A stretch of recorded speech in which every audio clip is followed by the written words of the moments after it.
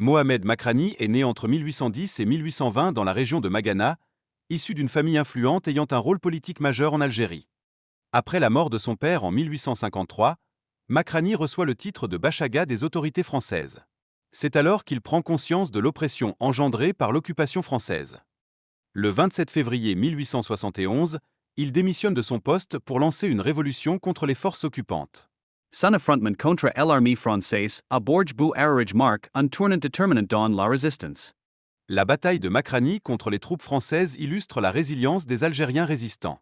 Ces événements se déroulent dans la région du Maghreb en 1871, témoignant de la lutte pour la liberté. Les actions de Makrani pendant la prière révèlent la profonde connexion entre foi et résistance. Même en temps de guerre, les combattants algériens respectaient leurs obligations religieuses. Sa mort durant la prière a renforcé son statut de martyr, faisant de son héritage un symbole de la lutte pour la liberté à travers l'Algérie. Le cheikh a établi une école islamique, enseignant le Coran et le droit islamique, attirant de nombreux disciples. Cela a contribué à affermir son influence régionale. Sa bravoure s'est manifestée lors de la bataille de Séfifa en avril 1881, où il a dirigé ses troupes contre les forces françaises, marquant un tournant dans la résistance algérienne. La marche de 730 km effectuée par le cheikh avec ses partisans démontre sa détermination et son leadership, galvanisant le soutien populaire contre les colonisateurs.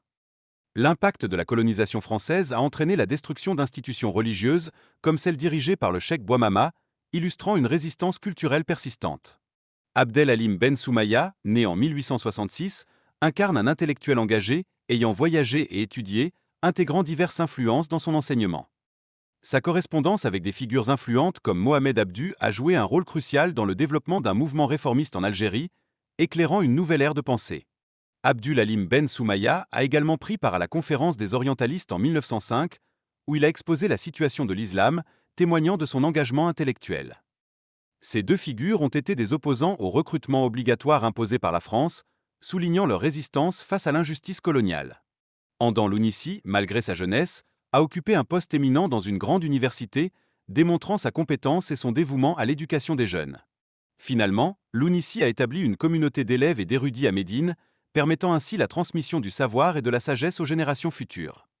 La relation entre le cheikh Lounissi et le cheikh Abdelhamid Ben Badi a été fondamentalement significative. Ben Badi, influencé par Lounissi, joua un rôle crucial dans l'éducation algérienne. La création de la Société des savants musulmans algériens fut une réponse à l'ignorance imposée par la colonisation. Cette organisation œuvra pour le bien-être et l'éducation de la population algérienne.